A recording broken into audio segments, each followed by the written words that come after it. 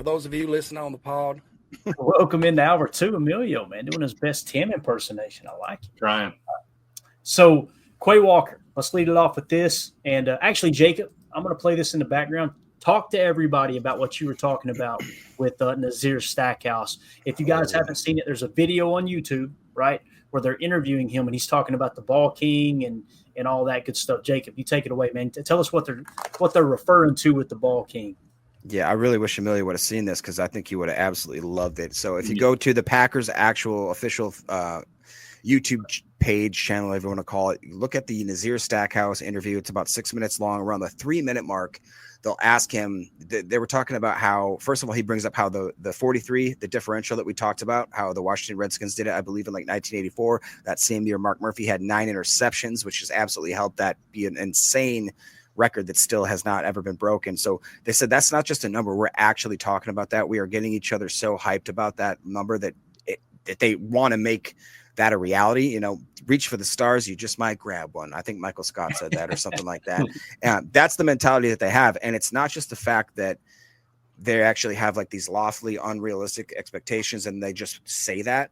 So Coach Wendell, who is now considered the Ball King, he started off talking about people, how they have, before they do the coaches meetings, he gets on stage, he'll show film of what they did in practice, who had good reps, who had bad reps. Then they'll show old school players like Peanut Tillman, old schools like Charles Woodson, guys that absolutely were so good freaks at being able to just to absolutely punch the ball at the right time, right moment. Nazir went so far as to say that they went to the point now where he's got a siren where he'll, sound the alarm anytime there's a turnover. And it's progressed to the point where there's 3 basically GMs, basically fantasy GMs. They have Quay Walker, Rashawn Gary, and I want to say there was another one I can't remember off the top of my head here, but they have GMs who they picked. Quay was one. Quay was one, and Rashawn was one. I can't remember what the other one. It's probably X, something like that. Yeah. Where they have drafted players. So they all have teams competing against each other, where they're having like basically fantasy football style scoring, where they have everything from deflections, knockouts, tackles for loss, scoop and scores, all that kind of stuff. And he's like, it makes it more fun than any other coach I've ever been around. And he talked about it's a game within a game, but they also said that they understand why they're doing it. It makes them competitive within each other, but they also are literally honing and sharpening that absolute edge that they're going to take into the games, of the fact that, we took the ball away quite a bit through the air. They were very disappointed in the fact that we didn't get enough punch outs, enough fumble recoveries. I would honestly, if I was a betting man, which I am, I would put some good money down on that. They are going to at least be a 20 plus, at least, differential turnover this year, just because they are coaching it into them to a point where it's not just guys talking to a bunch of dudes that aren't listening. There's guys absolutely every day reiterating the fact that this is going to make our team better. And these guys are so competitive and having so much fun with it that it's become not a job. It's becoming like, it's like me and you and Clayton, if we were all going to play like Madden right now, you know what I mean? Like, and it was for like money, but not just money, but respecting rights and kind of like bragging rights. And if we could carry that into a tournament where all of us could be more successful, it just seems like it's the perfect way. I've never seen a coaching staff ever do this in the history of the Green Bay Packers, or honestly any other team, where they have a game within a game within a game, Yeah. Holmes MD1 says 43 forced fumbles this season is the goal. Built to ass. There you go. All right. So, Emilio, what do you think? And plus, you comment on this Quay Walker video before I take it down too. My man is looking healthy, boys. Watch the ankle. The ankle was what was bothering him, right? They got that thing cleaned out. Watch the ankles, and you'll see him watch him spring off of it after he punches. Bang, bang, out. Looking good, Emilio. Look at Welch. Welch just goes backward. Look at that. That's it. The defense, your speed comes from the middle. I've talked about that before. The linebackers are going to be where the speed comes from. We got Coop. We can get Quay flying around too. We're going to be in business. I think that, love that his ankle's in good shape, and he just has so much power when he's coming downhill like that. Getting off blocks. He's not afraid to stick his nose in there. I'm ready for it. But Jacob, to that point, all these guys are competitive. They wouldn't be here if that wasn't it, right? So why not turn it into a competition of already, hey, I'm fighting this dude right over here on my team. He could be on my team. He could be on the other team, but we're both fighting for a roster spot. All right, I'm going to go out there and try to, if my score is going to help me, because all those points you're scoring are benefits to the team. And that's, just things that you need to be doing anyway. We'll just, let's make it a little fun. Yeah, Yeah, I do the Holmes same didn't thing even- at the office real quick. I incentivize them. At the end of the night, we have a competition. We dump out the buckets of dollars, and whoever wins, I steal the money, though. Heard it I from run. Man right here. I was going for this one, Emilio. Pay that man his money. We get it at the same time. Holmes MD1 says, I'm looking forward to Stack becoming the modern grave digger. We got a little bit more on him here in a minute. Listen, I've seen some people tweet out he's running with the ones a little bit. I've seen others saying he solidified himself with the twos. Regardless whether either one of those are true or both at certain points of the practice, he's rising up the depth chart. There's no doubt about it. Like that, people they're looking at Nazir Stackhouse and going, "Holy cow!"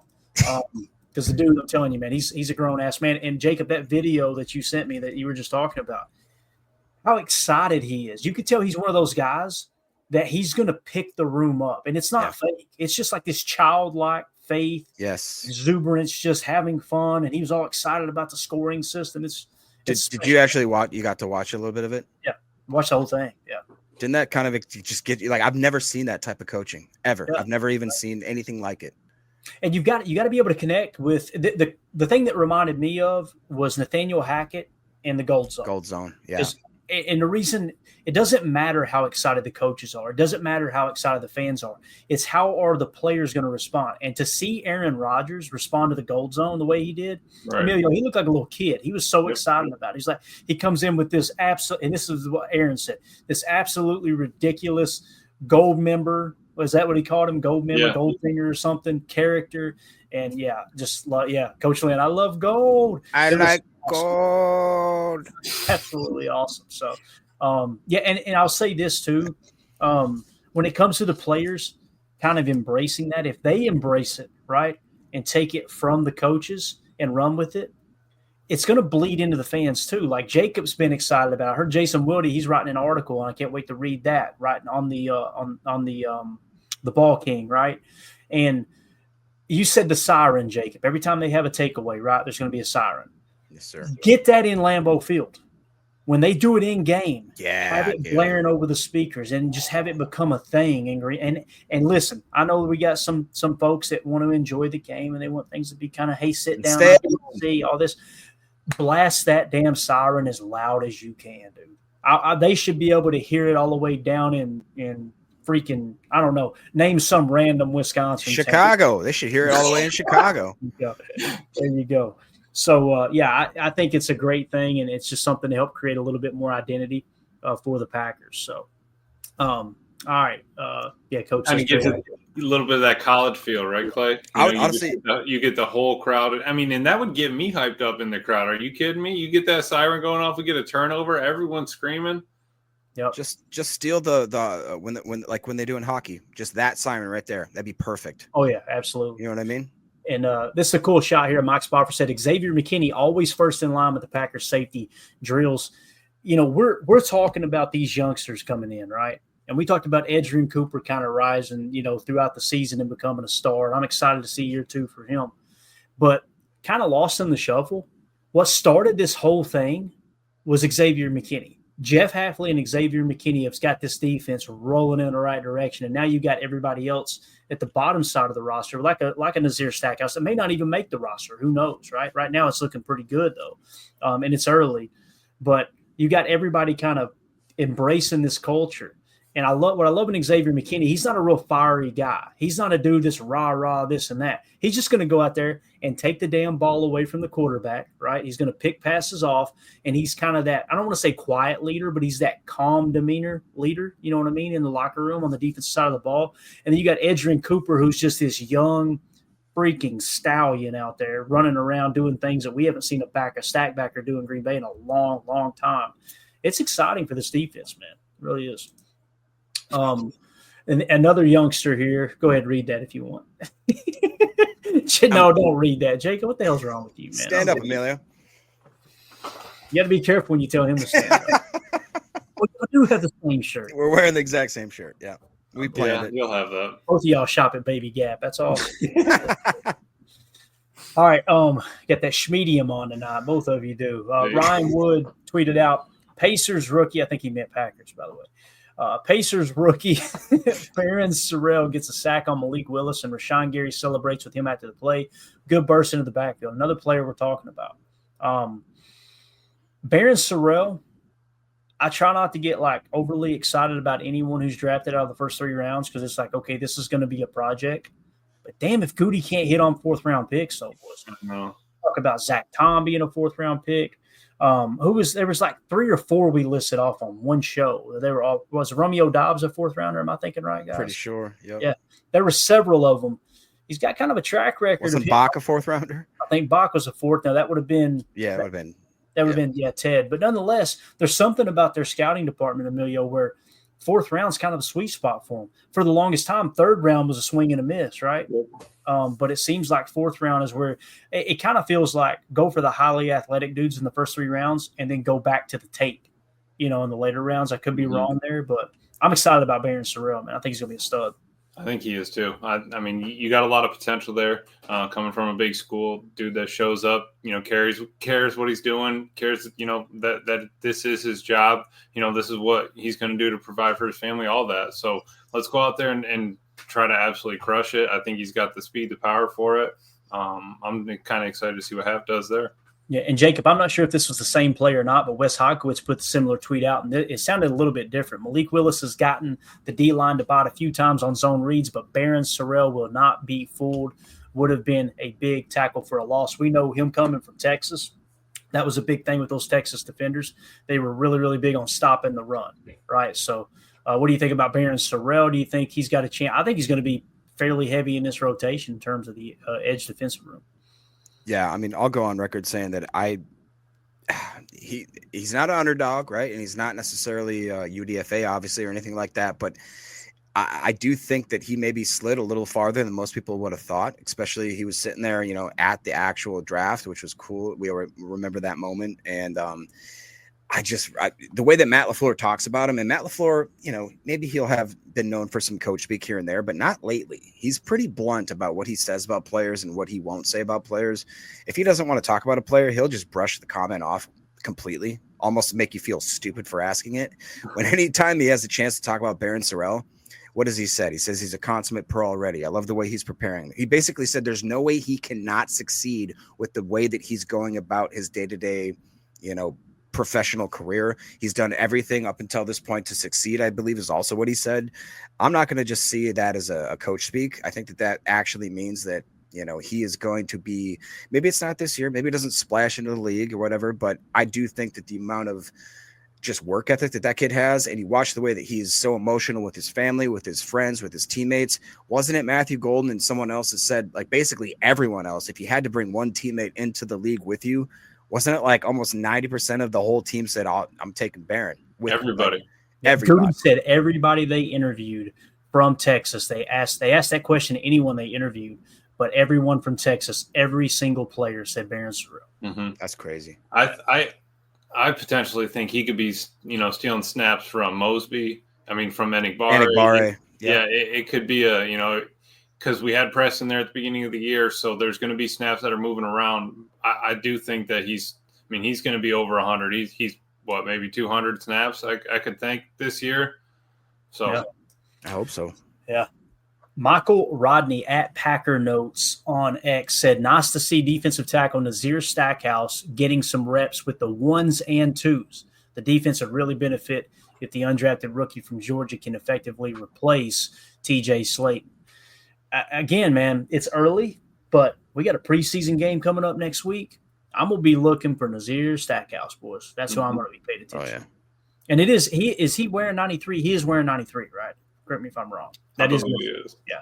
I get him and Brent's. I think Brenson's 91, I believe. Preston Smith's old number. But Stackhouse wearing 93. Somebody confirm for me in the chat if Nazir Stackhouse is wearing 93. But that's another player I'm going to be looking at. Probably going to get a lot of reps in a preseason game for sure. So, could I just real quick? So the last, we're talking about how we've been kind of striking gold the last few years. So obviously we got Baron Sorrell in the 4th. In 2024, it was Evan Williams. In 2023, it was Colby Wooden. And we didn't have, after that, it was Zach Tom. After that, we did not have a 4th in the 2021 draft, nor in the 2020 draft, nor in the 2019 draft. And okay, the streak breaks in 2018. We got Jamon Moore. But hey, I'm just saying, as of late, we're doing pretty good. Yeah, that first draft that Goody had where he took MVS and Jamon Moore, boy, that was ugly. It was almost like he shifted too. Like, all right, we gotta figure out how we missed so bad on these receivers, and it's got pretty darn good after that for sure. So, Yep. And it looks like we did get confirmation that he is number 93. I'm pretty sure. So, Nazir Stackhouse definitely somebody to pay attention to. Now we've talked about Kalen King a little bit. And he showed up a little bit today. Wes Hawkowitz put a tweet out. Good coverage from Kalen King to break up end zone fade for Malik Heath. Guys, you know Malik Heath, strong hands, had the highest, catch rate over expected last year, according to NFL Pro on the entire Packers roster. So he made the most out of his limited opportunities. Kalen King, man, we need that dude. We need that dude to step up. That would be absolutely awesome if he's the guy coming off the bench in terms of the cornerback position. You know what I mean? Yeah, I would be happy for it just because he had that potential to be first round talent. Then it fell off. Then you get a shot at him again. He's back here to prove it. You got some competition behind him with Haddon and everything. But I do think that even Bo getting over there and kind of putting some pressure on it, everyone's going to be fighting for that spot, and it's still a game to them, right? Let's get in on a pass breakup. Let's stay in this dude's hip pocket. Stay tight on the routes. I think that every bit of this young talent that we can get succeeding is going to be huge for us. Obviously, we got a little bit older, but we have to stay young and stay active. Yeah, definitely. And we had a question in the Patreon group here. Shout out to Tony Holman, since we were kind of talking about it. He says, does Bo make the 53 as a cornerback or as a special teams player? If you had asked me that a week ago, I would have been like, I don't think Bo's going to make the – man, it sounds like they really, really like Bo Melton to play cornerback this year. And, again, depth piece at corner, but still be that gunner on special teams. You guys, how do you feel right now, Jacob? Do you think Bo Melton makes the 53 if we were to have to pick today, or do you think we haven't seen enough from him at the cornerback position? I think I'd be able to give you a much more definitive answer after the first or second preseason game, because I really do think they're going to give him a lot of opportunities. From what I can hear from, I don't think it's coach speak when we hear Hafley talk about him. Hafley, to his credit, I think is one of the most open-ended coaches that I've ever seen on the podium. He really does seem to take a moment to absorb the question and actually answer it in the best way that he can without spilling the tea too much. I don't know if you guys agree with that, but I really do think he'll literally even when I think it's a dumb question, he'll kind of take a second. He goes, that's a good question. I got to think about that. And then he'll literally give you an answer that's an answer. It's not just, we got a lot of high hopes for this guy, blah, blah, blah. He'll kind of specifically tell you what he does right or what he does wrong and why he likes him. When he specifically was talking about Bo, I've mentioned this a few times, the backpedaling, the reaction, the ball skills, the fact that he's been on the other side of the ball. And I believe, chat, let me know if I'm wrong. Somebody, I believe in the other episodes previous, said that he was a cornerback that they converted to wide receiver once he got to college. And if that's the case, it's not like he's just completely rewriting a book that he's never seen before. Right. I really have some hopes. And I think, is he going to be a starter barring injury? Probably not. But could he be a fourth or fifth string wide receiver that also is an absolute stud on special teams? You don't think Rich Bisaccia wants him on that squad? You don't think Rich Bisaccia has any sort of pull with this team? If you guys don't think that, your eyes are closed. And Emilio, I think it was Jason Wilde said that Brian Gutekunst made a comment at his presser the other day that they actually thought about playing Bo Melton at corner when they scouted him. Like, hey, if we get him on the team, we can play him at corner as well. So this is something they've been thinking about for quite some time. Right. Makes sense. Yeah, Goody was mentioning, I think we were talking about that last night, that 3-cone, the shuttle, all those abilities that you would want to see in a quarter he has. He can change his hips and all of that. I was just hitting some of those there. With Bo, we had Holmes, MD1, Bo's making the team as whatever. You can book that as well. H.E. Soder, an emergency wide receiver. William Herman, Bo is becoming that slash player. Does it all at this point. That's so true. And to this, Holmes, half as a DB coach. He's not telling tales out of school. Bo can play corner. I think all great points about it. And then just finishing that up, Ben, this has to be one of the toughest cuts of 53 in years. It's always stress. I can only imagine how stressful it is for the coaches. But when you talk about Bo playing, I think somebody said that cover 3 cloud, him covering deep. I love that play. People forget Bo ran a faster 40 than Christian Watson. I mean, that dude, like, bro, it's not like he's just, okay, yeah, he's a one-trick pony or this or that. Remember when they put him out there at corner that first day?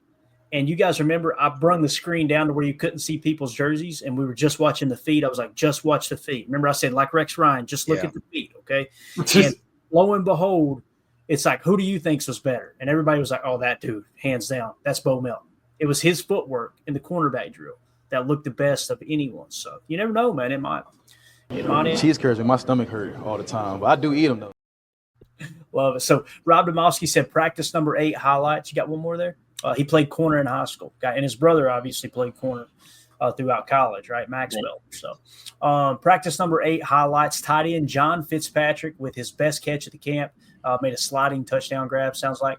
Defensive tackle Nazir Stackhouse moving up the depth chart, gets snaps with the 1. So that came from Rob Domowski. That's got to be legit, right? So Nazir Stackhouse running with the 1s is awesome. Short, non-pads practice, an hour, 40 minutes. So about roughly a little less than 20 minutes less than it has been here lately. Probably getting them rested up for family night tomorrow, obviously. So, and just while we're on that topic, let me go ahead and hit this real quick.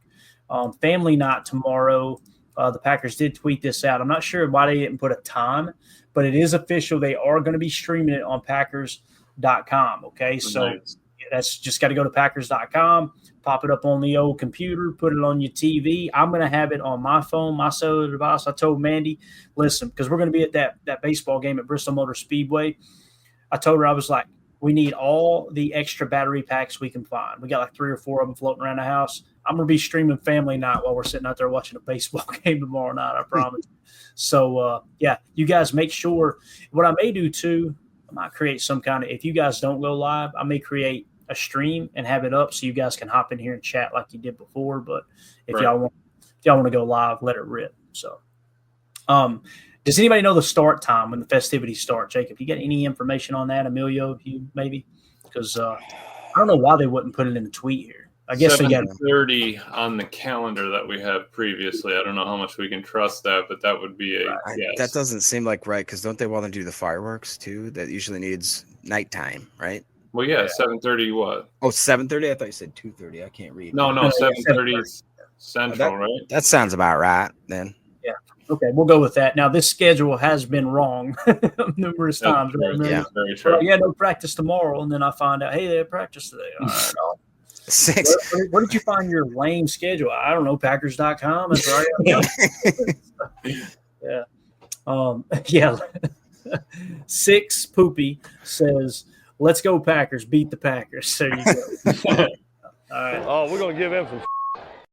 It was Jacob. You listened to that, right? Where I think it was Matthew Golden was talking about how it's just impressive and it's kind of really cool that you're able to fill an entire stadium of the NFL. Like they do that in college, right? You get Penn State white and blue game, all that. You get all those colleges that have that, and they fill the stadium in the spring. Tennessee had it down here; that thing was packed right before Nico wanted to figure out the money, and you get that kind of atmosphere. And like Goody said, it gives all your players a chance to kind of play under the lights, get the nerves rolling. You got other eyes on you, just than the coaches, then the cameras, and there's meaning behind it, and then it's a good time. I love that you're able to kind of bring in that college feel to this NFL franchise, which I'm sure the rookies love and the young guys are dig that.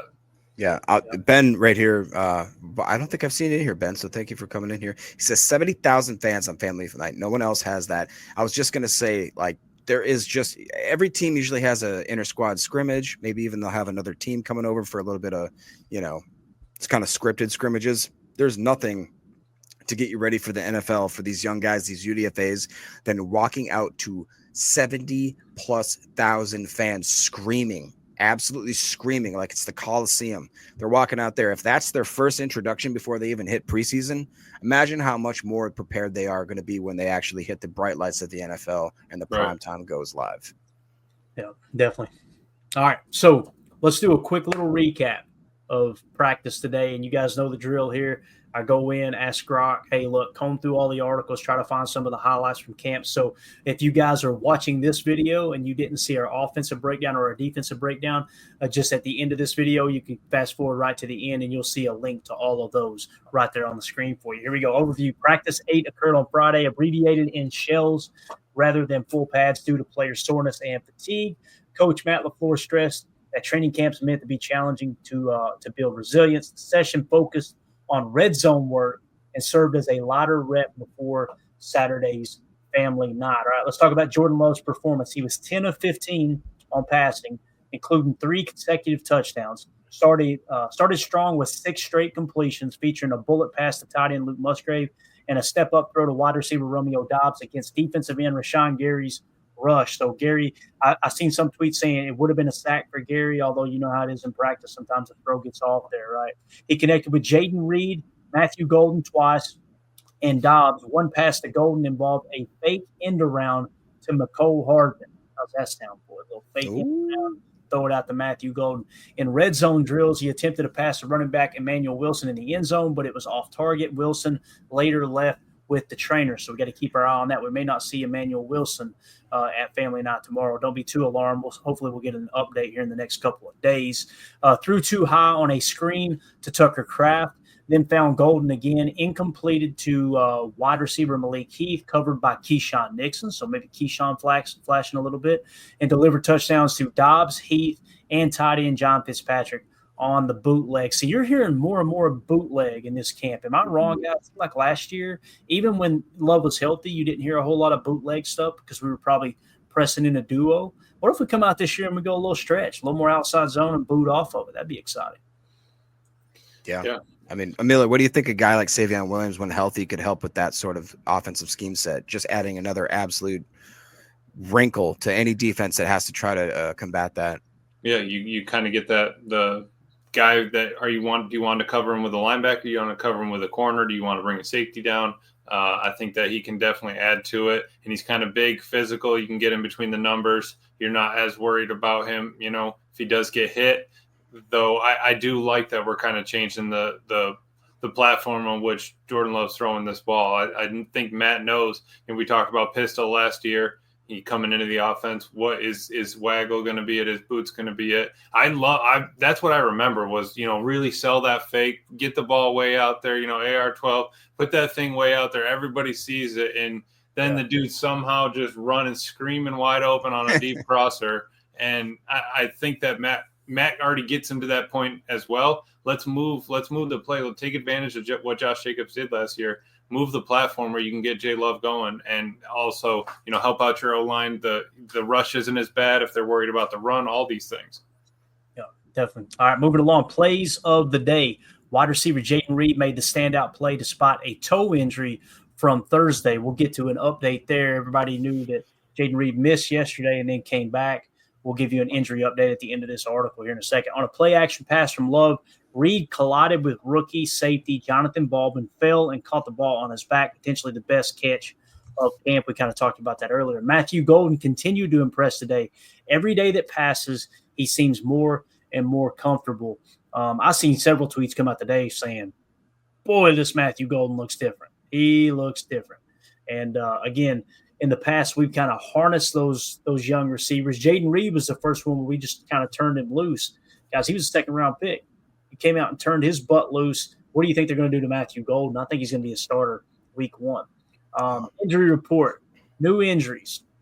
Wide receiver Sam Brown with an ankle. Cornerback Nate Hobbs with a knee. Running back Emmanuel Wilson unknown.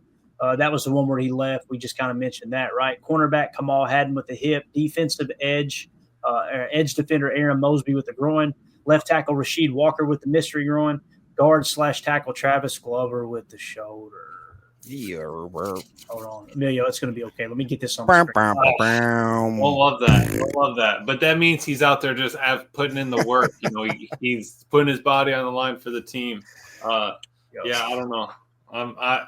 I really hope he just never finds us, and he's gonna think it's just the fact that nobody. Boom, right on top of the head. That's all right though. That's all right. He'll be ready for week 1 preseason. Yeah. Old injuries: Christian Watson with the knee, Marshawn Lloyd groin, linebacker Colin Oliver with the hammy, and offensive lineman John Williams with the back. Returning from injury, Jaden Reed with the toe, limited in team reps. All right. Wide receiver Dontavion Wicks with the calf, limited to individual drills. Left guard Aaron Banks with the back. Wide receiver Savion Williams with the concussion. So Savion is really getting worked right back into the fold. That's another guy. Come preseason, Jacob, we get to see Savion Williams out there on the football field, man. I mean, that's honestly, as much as I love Golden, I know I'm not going to see a lot of him in the preseason. I'm very, very excited to see guys like, honestly, even Sam Brown, Cornelius Johnson, Julian Hicks, these type of guys that probably aren't going to make the team, but I have a lot of hopes that a guy like Savion Williams will. And I do think that they will, barring the concussion protocol and everything, it seems like they're being very cautious with the way they're bringing him back. So if I had to really guess and put my money on the table, I don't think that we're going to see as much of him as I'd like, because I do believe that they really do think that he could be a difference maker in this offense, a puzzle piece. I don't want to say a gadget guy. I really do think that he could be kind of a slash like they're talking about with where he can just, he's big enough to line up in a tight end sets. He's big enough to line up in the backfield and elusive enough to be a really good running back. We saw what he did in TCU. He was an absolute monster out of the backfield when he did the Wildcat. And basically they would just be give him the ball. They would give him the ball in any sort of short yardage dump off situation. And the guy doesn't go down with arm tackles. He just doesn't. And then when you think you got him considered that he can be an inline tight end / fullback, H-back kind of, do a threat, throw him out wide, throw him a deep fade route. He'll go up and do a catch point and absolutely grab the ball, come down with 2 feet in, look at you like, you're nothing. Yeah. I really do think he's an all around wide receiver in this league. What do you think, Emilio? He's an athlete. He's the ATH. You're going to go ahead and sign those as quickly as you can. We'll figure out the position later. I mean, as long as he's got 90 speed, you're on the team. I mean, and that's it, right? You're never going to find – I mean, you can find it all in one person, right? But if you have options to go to, you're not stuck in one – you're not stuck in the mud with just one play or, one go-to or anything like that. It's perfect that Matt has options. It's perfect that, we're branching out. We have different things. We have kind of a slasher back, more of a power back. You got a bigger wide receiver. You got speed. You got route running. You just a little bit of everything. Somebody's a master at one of those, but, maybe not, maybe more of a jack at the rest of them. And I think it's perfect that we're able to, kind of fluctuate between that. This receiving is tough. It is. Rob Demoski put my mind at ease with this whole Jaden Reed thing. All right. So he put a tweet out that came from Matt LaFleur. Packers coach Matt LaFleur said wide receiver Jaden Reed's foot was bothering him, something with his cleats, which is why he dropped out of practice yesterday. Today will be a lighter day with family night tomorrow and some injuries piling up. So it sounds like that's nothing. It was just Amelia, you know how it is, man. You buy new work boots at the beginning of the mowing season. Brutal. Takes a couple weeks to get them broke in, right? Yeah, you got to wear them into the shower. So what you do is you go in there and you never showered with the cleats on. Yeah, you go. Go ahead and get them because you got to get them wet. That way they kind of form to the foot. Let them dry out again. That's a quick break in. But no, I'm really. Am I the only one that's ever done that? Chat. Has anybody else done that? You've never. Nothing. I mean, like my dad used to break in a ball glove. You'd put the ball in there and maybe put it in the oven for a hot minute or something like that. But what? I've never heard. Yeah, thank you, Clay. You got hold to the wrong stuff. I'll tell you what I did. This knucklehead. I was about 10 years old. Me and my buddy Ryan. Thank you. We found a couple baseballs in the creek beyond the fence where we played ball at. They were waterlogged right in the creek. We want to throw it. Man, you ever get a waterlogged baseball, man? It's like throwing a brick. So like, hey. Let's just throw that thing in the microwave real quick. That's what we thought. Bro, their house stunk so bad. Right. It smelled like we had microwaved a carcass in there. Absolutely horrible. But anyway. All right, so practice highlights. I'll rattle through these and we'll get ready to wrap up here. Run game was inconsistent. Running back Chris Brooks stopped twice by cornerback Bo Melton. Hey-oh. And linebacker Tyron Hopper. A couple names we want to hear more about. Running back Josh Jacobs scored a 9-yard red zone touchdown, celebrated with the offensive line with the chest bump. Quarterback Malik Willis threw an impressive bootleg pass to tight end John Fitzpatrick for a sliding sideline catch, highlighting his arm strength. Rookie wide receiver Savion Williams had a jet sweep stopped by linebacker Jared Bartlett, but succeeded on a later end around with strong blocking. Backup center candidate, this caught me off guard. Check this out. backup center candidate Donovan Jennings had another bad snap and was briefly pulled as he adapts to the position. I did not know they were trying Donovan Jennings at center a little bit, so that was interesting. It's not like got him in there for a couple snaps. He screwed the pooch, and they said, "Get the hell out of here, bro. We're done with this today. Let's move it along." Defensive end Kingsley Enagbare beat offensive tackle Kadeem Telford to stop running back Amar Johnson in the backfield. Love threw 3 red zone touchdowns. Willis added 2, including 2 tight end Luke Musgrave and wide receiver Julian Hicks to spot possible sack by Brenton Cox Jr. Ew. Final plays, defensive tackle James Esther stopped Johnson near the line. Defensive tackle Nazir Stackhouse stopped Israel Abanikanda. I'm getting better. Quarterback Sean Clifford overthrew Williams in the end zone. All right. Additional notes, lineup changes. Offensive line, Jordan Morgan took most first-team left tackle reps with Walker out, alongside left guard Aaron Banks, center Elton Jenkins, right guard Sean Ryan, and right tackle Zach Tom. Offensive tackle Anthony Belton got some first-team left tackle snaps. Let's go. Secondary adjustments with Hobbs out. So imagine Hobbs is banged up on game day, right? He's inactive. This is what your cornerback room would look like according to today. Cornerback Keyshawn Nixon and Carrington Valentine on the outside, Javon Bullard in the slot, right? I feel good about that. And it looks like Nate Hobbs is your best corner right now, right? And the contract was suggested as well. So I like it. Rookie defensive tackle Nazir Stackhouse took second-team reps ahead of others. Again, our boy Rob Demoski said that he took first-team reps. I can't do this with you two giggling over it. What are we laughing about? We can't bring it up, so don't ask us. What is it? Go ahead. We've gotten some responses about we really can't. We've gotten some responses about showering with cleats, and it's not like I'm saying go home and hop in the tub that Jacob soaks in after a long day's work. What are you talking about? That's my job. At school, at the facility, whatever. You just hop in there real quick. Let's get them drenched. You gotta get them. Really walk around on them when they're so squish, squish, squish. Get everything in there and let them dry out. But That's then the chat kind of took it its own way. We actually got them laughing, and then Don't worry, nobody's listening anyway. Six was losing it. Chris said he's done it, so I'm good there. I'm covered. Okay. Chuck is laughing. Chris done it. You're saying that's a good thing? Yeah. Well, I'll take it. I mean, that's 2. Him. Hey, all right. Daryl's done a bunch of stuff too. You going to do that too, Emilio? No, I. Unbelievable, man. This is why we can't have nice things. All right, real quick. Let's go back. We'll be professional real quick. Ben asked a great question. Do you think that Enagbare could get cut? And then I also saw somebody else. Do you think he's trade potential? That's a good question. Let's look at the depth chart here real quick. And again, I keep saying I'm going to update this, and I keep forgetting. But let's think about this. Is what scenario do we see here where Enagbare would be cut? Okay, we got Rashawn Gary, Lucas Van Ness, Barron Sorrell. Those are locks, right? Colin Oliver, if he's healthy, will be a lock. Brenton Cox Jr., I feel like, is a lock. That's 5. So are we going to carry 6, right? So, yeah, if we only carry 5, there's a chance Enagbare don't make this roster. I'm going to pull up what we broke camp with. What do you think, Emilio? Yeah. Dude, I don't know. It's tough. That, like Ben was saying earlier, man, I don't even know what we're supposed to do with this 53 cut because I know one person that's making the list. Okay. We broke camp with 6 last year, so there is hope for it. Ooh, all right. So if we stick to that, right?